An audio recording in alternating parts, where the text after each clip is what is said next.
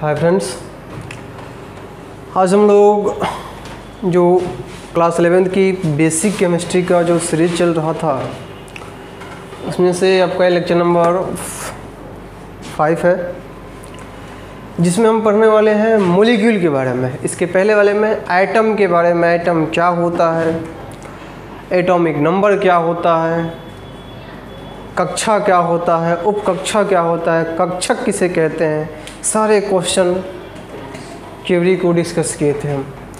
आज हम पढ़ने वाले हैं मॉलिक्यूल के बारे में। इसके बारे में मॉलिक्यूल के बारे में, मॉलिक्यूल को क्या बोलेंगे हिंदी में? मॉलिक्यूल को हम हिंदी में बोलते हैं अणु।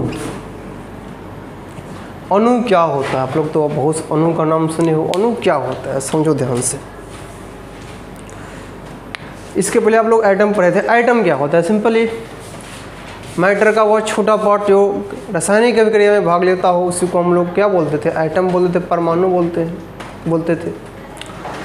मॉलिक्यूल क्या है? तो मॉलिक्यूल जो होता है वो परमाणु से मिलकर बना होता है। बात समझ रहे हो ना?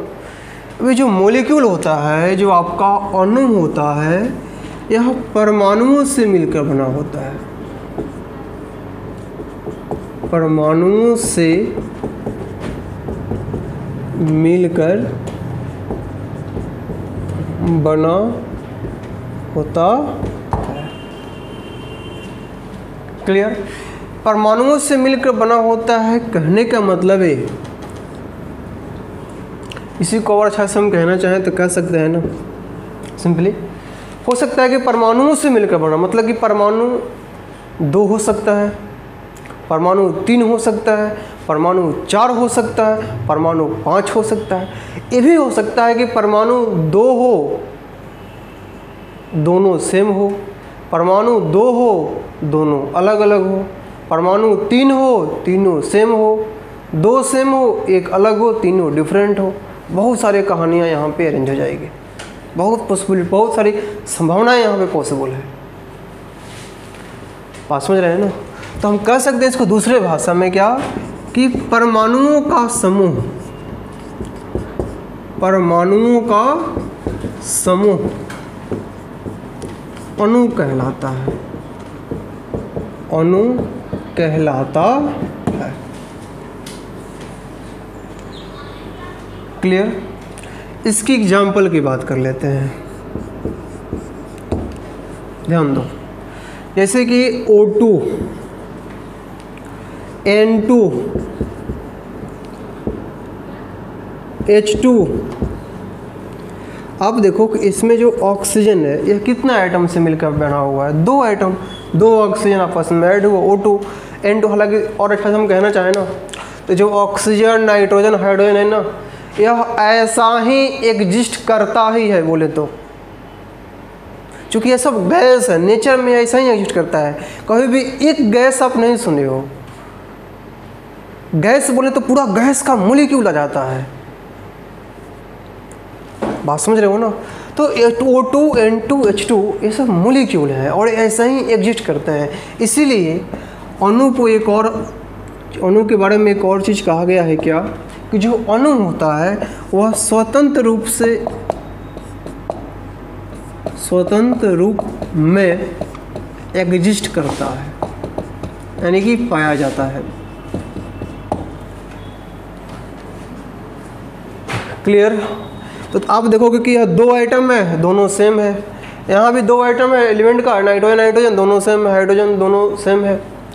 CO2 डिफरेंट है, 1 कार्बन 2 ऑक्सीजन। H2O डिफरेंट है। सबका सब मॉलिक्यूल तो है, लेकिन यहाँ पे देखो तो डिफरेंट एलिमेंट है। हाँ ठीक है, 2 सेम है, 1 अलग है, कोई दिक्कत नहीं है। 1 सेम है, 1 अलग है, 2 सेम है, कोई दिक्कत नहीं है। बस ग्रुप ऑफ आइटम होना चाहिए कि बात खत्म। इसमें देखो तो कितना समूह है? 2। इसमें कितना? 2। इसमें कितना? 2। इसमें कितना था? 3। 2 ऑक्सीजन 1 कार्बन। इसमें कितना था? 1 ऑक्सीजन 2 कार्बन। क्लियर? देखो इसमें हम एक बात और ऐड करना चाहते हैं। क्या? ध्यान से सुनो, लिखना नहीं है, सुनना है सिर्फ। पहले हम लिखवा चुके हैं, सिर्फ सुनो ध्यान से। क्या? तो मॉलिक्यूल परमाणुओं से मिलकर बना होता है। परमाणुओं के समूह को अणु कहते हैं। परमाणु आपका सेम भी हो सकता है, परमाणु आपका अलग अलग भी हो सकता है। 2 सेम एक अलग हो सकता है, 3 सेम एक अलग, तीनों अलग हो सकता है। लेकिन जो यौगिक होता है, ध्यान देना, लेकिन जो यौगिक होता है वह डिफरेंट परमाणुओं से मिलकर बना होता है। जैसे कि अब CO2 कहें हम, सुनना ध्यान से, H2O कहें और O2 कहें, CO2 और O2 की तुलना करो, सुनो ध्यान से। आपसे कहें कि O2 क्या है तो आप कहोगे कि O2 अणु है, मॉलिक्यूल है।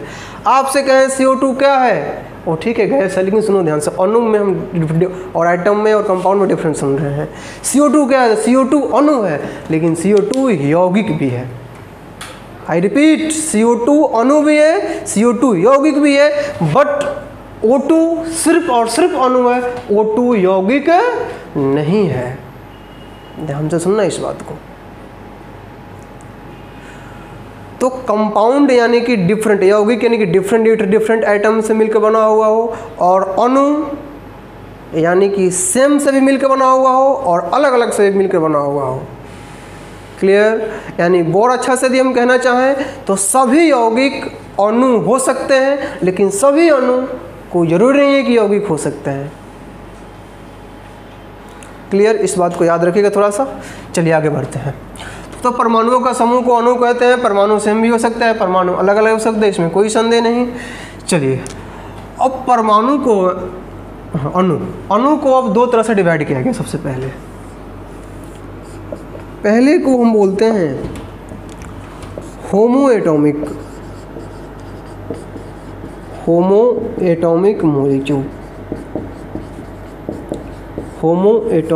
मॉलिक्यूल, और दूसरे वाले को बोलते हैं हेटेरो एटॉमिक मॉलिक्यूल।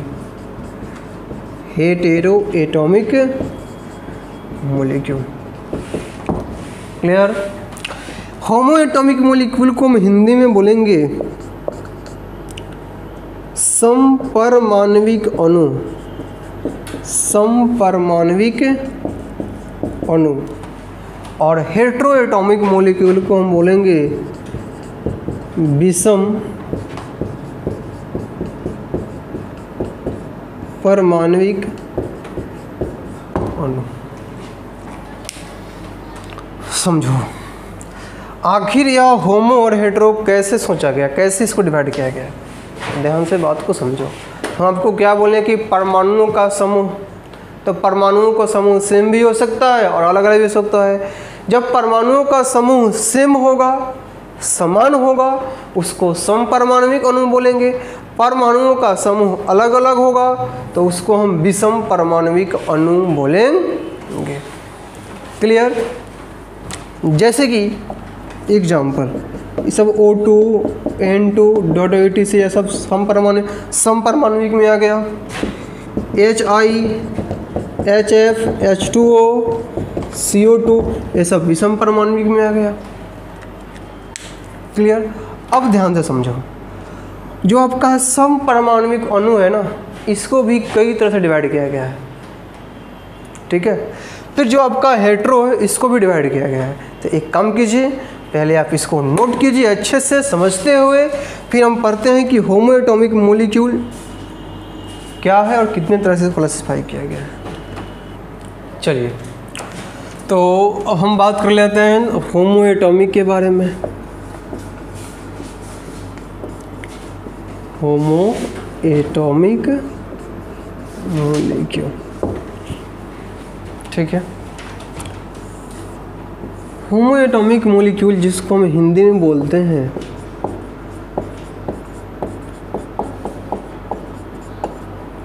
समपरमाण्विक अणु। क्या है समपरमाण्विक अणु? तो सिंपली समान यानी कि एक जैसा, समान परमाणुओं से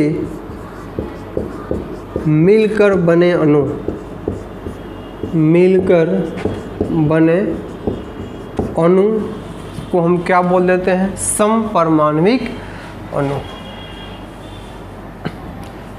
ठीक है, चलिए example H2CO2 H2O2 N2 dot dot से बहुत सारा है, ले लो एग्जाम्पल। O2 लिए भी थे, N2 H2। अब ध्यान दो, इस होमो एटॉमिक मॉलिक्यूल को कई तरह से डिवाइड किया गया है। जैसे कि इसमें सबसे पहले कहा गया mono atomic molecule. Mono atomic molecule को हम हिंदी में बोलते हैं एक आणविक अणु। ठीक है, दूसरा ट्राई एटॉमिक मॉलिक्यूल।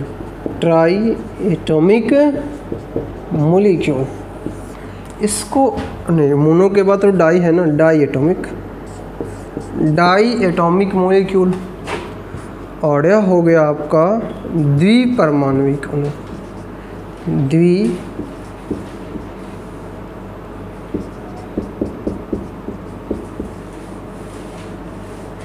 परमाणविक अणु। तीसरा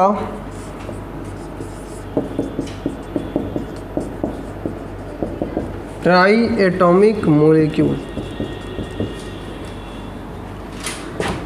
यानी कि त्रिपरमाणविक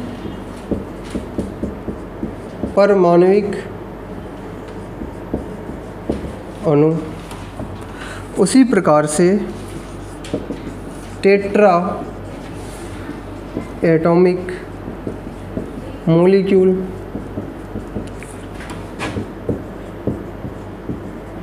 चतुर्थ परमाणविक अणु। देखो इसमें इम्पोर्टेंट यही है, इसको समझ जाओगे बाकी सब तो ऑटोमेटिक समझ में आ जाएगा। देखो समझो ध्यान से, क्या समझना है ये तो आप लोग एक चीज़ तो आप समझ गए हो इसमें क्या, कि जो आपका होमो एटॉमिक मॉलिक्यूल होता है वह सेम तरह के परमाणु से मिलकर बना होता है। ठीक है, यहाँ पे एक टर्म आया मोनो एटॉमिक मॉलिक्यूल। इसका मतलब क्या? मोनो का मतलब एक, मॉलिक्यूल तो हो लेकिन एक एटम हो। अच्छा, यहाँ पे आणविक लिख रहे हैं, एक परमाणविक होगा ना, परमाणविक अणु मतलब कि एक परमाणु हो। अभी हम क्या डिफिनेशन दिए थे कि परमाणुओं के समूह को अणु बोलते हैं, लेकिन यहाँ पे ध्यान से समझो, यहाँ पे कुछ कहानी गड़बड़ होने वाली है। यही इसमें एक एक्सेप्शनल केस आता है, हालांकि एक्सेप्शनल केस नहीं है, इसको थोड़ा सा समझना होगा। ध्यान दो, एक एटम है जो खुद में एटम भी है और खुद में मॉलिक्यूल भी है, और वह होता है सभी नोबल गैस, जैसे कि helium, neon, argon, krypton, xenon and radon. यह सब का सब, यह हीलियम, कभी भी आप हीलियम को He2 में नहीं देखे हो, कभी भी आप नियॉन को Ne2 में नहीं देखते होगे। ऐसा क्यों? क्योंकि जो आपका हीलियम है ना, जो आपका नियॉन है ना, जो आर्गन है, यह खुद में एटम भी है और खुद में गैस भी है। एक ही एटम है जो अपने आप में एटम का भी काम करता है, अपने आप में गैस का भी काम करता है, अपने आप में अणु का भी काम करता है बोले तो सॉरी, उसी को हम बोलते हैं एक परमाणविक अणु। उसी को हम क्या बोलते हैं? एक परमाणविक अणु। और वह है helium, neon, argon, krypton, xenon and radon. इसको याद करके चलना, यह सब अपने आप में परमाणु भी है, अपने आप में अणु भी है। क्लियर? अब हम बात करते हैं डाई एटॉमिक के बारे में। तो डाई का मतलब दो, डाई का मतलब दो, परमाणुविक यानी कि दो परमाणु हो और दो परमाणु का अणु हो, दो परमाणु हो और सम परमाणविक का पार्ट है, दोनों कैसा होगा, सेम होगा। यानी कि दो परमाणु हो, दोनों सेम हो,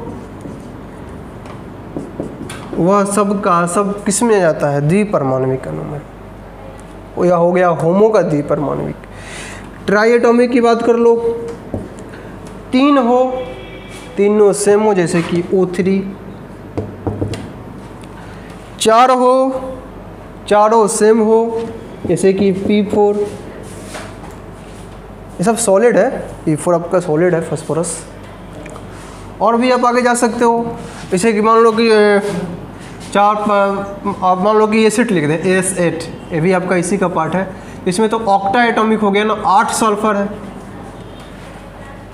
ठीक है। ऐसा बहुत सारा है, तो इस बात को ध्यान में लेकर चलना। अगर सेम परमाणु हो और 2 हो तो डाई, 3 हो तो ट्राई, 4 हो तो टेट्रा, 5 हो तो पेंटा, 6 हो तो हेक्सा, 7 हो तो हेप्टा, 8 हो तो ऑक्टा। इस तरह से हम आगे बढ़ते जाएंगे। हालांकि 8 तक जनरली देखा गया है, इसके आगे नहीं होता है। क्लियर?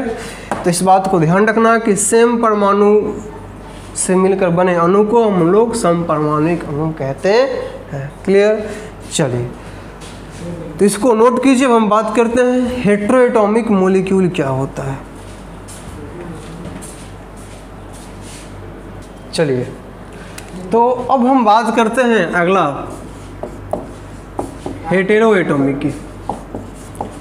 हेटेरोएटॉमिक मॉलिक्यूल, जिसको हम हिंदी में बोलते हैं विषम परमाणविक अणु। देखो, नाम से स्पष्ट है कि अलग अलग परमाणु से मिलकर बना होगा। विषम परमाणविक मतलब अलग अलग परमाणु से मिलकर बने अणु को विषम परमाणविक अणु कहते हैं।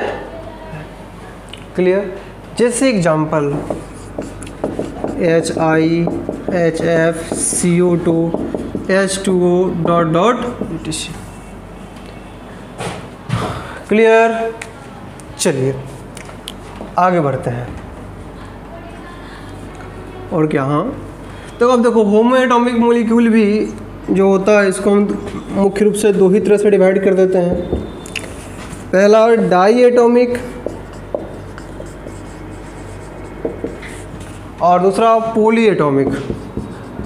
पॉली एटॉमिक, पॉली एटॉमिक को हिंदी में बोलते हैं बहुपरमाणविक अणु।